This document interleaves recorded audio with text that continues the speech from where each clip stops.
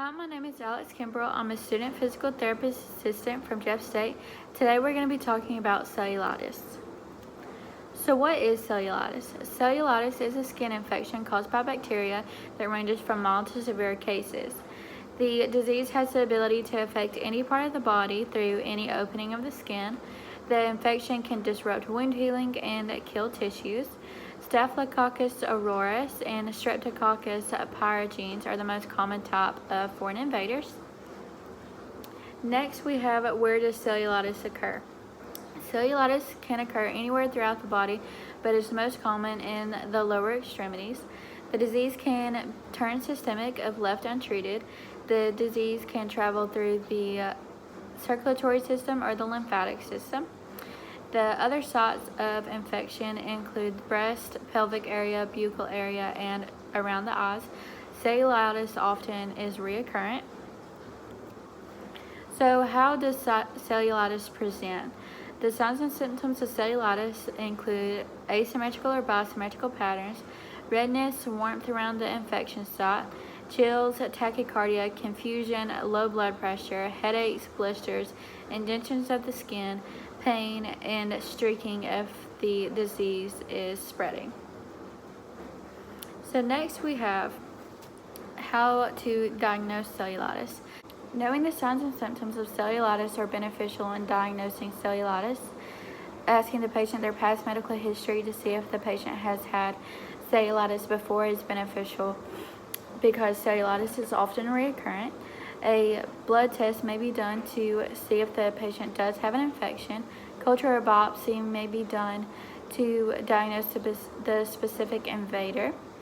An echography, MRI, computed tomography, or ultrasonography are useful in diagnosing the severity of the infection and to rule out other infectious diseases.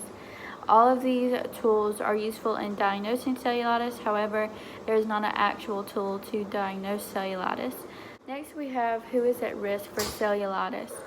So the elderly are most at risk because as their person ages, their skin tends to mature. This causes them to be more vulnerable to skin breakdown or trauma. Other illnesses can also risk the development of cellulitis. Their wound healing ability is also decreased due to decreased moisture found in their skin.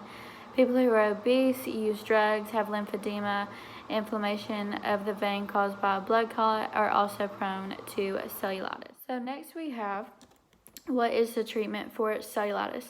Cellulitis treatment depends on the foreign invader. And first, the antibiotics will be given. This can be given by mouth, intravenously, or by injection, depending on the severity of the case. Patients are encouraged to eat and drink water to reduce infection and increase wound healing abilities.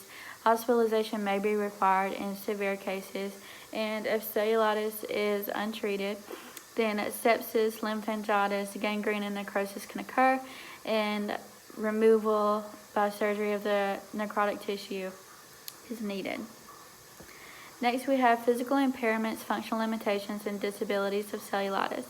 So edema, impaired skin sensation, impaired fluid distribution, impaired skin, and ischemia are all impairments. All of these impairments to the body could lead to the patient having inability to be independent in life. And if the patient has a disability, will depend on the severity and how far along the cellulitis is. Next, we have how does physical therapy address cellulitis? So patient education on how to properly self-care, function within inhibiting disease, wound care, and how to avoid injury are beneficial to the patient. Tests for skin integrity and nerve function are necessary. Examining the patient's gait, muscle performance, balance, pain, range of motion, mobility, and ability to self-care are also needed. And if these tests show a decline in the patient's functional ability, the patient could lead with a disability in society. Rehabilitation is an essential part to the patient because therapy provides a patient with exercises to build or maintain their functional ability. Physical therapy is intended to return the patient to prior level of functioning and educate a patient on how to function or maneuver safely within society. So physical therapy also addresses the clinical manifestations of cellulitis. Promoting elevation and wrapping of the infected site is beneficial to decrease pain and inflammation along with the swelling. Several other modalities, such as the application of ice and massage, can be constructive in reducing the edema. Wound care is needed for the infected site, and lymphatic drainage can be done manually. So next we have, what are the precautions and contraindications of cellulitis? So physical therapist and physical therapist assistant should always wear standard precautions when treating a patient for cellulitis. Massage and heat are contraindications of the disease. Massage can be used as a preventative measure for cellulitis, but heat will overflow the lymphatic system and cause further decaying of tissues. So next we have, how does cellulitis affect treatment plan? So if the patient is in a lot of pain with their cellulitis, they are more reluctant to participate in therapy. Signs and symptoms of cellulitis need to be monitored for patient safety. The patient may have low blood pressure, tachycardia, and confusion. So monitor if cellulitis is spreading as evident by streaking, and modalities will be used for edema reduction and pain.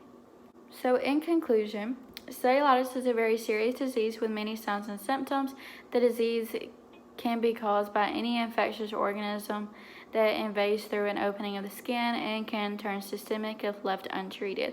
There is not a specific way to diagnose cellulitis, only to diagnose the causative agent. Treatment is necessary, and physical therapy is useful in controlling the clinical manifestations of the disease. So thank you for listening, and please post your questions in the discussion board.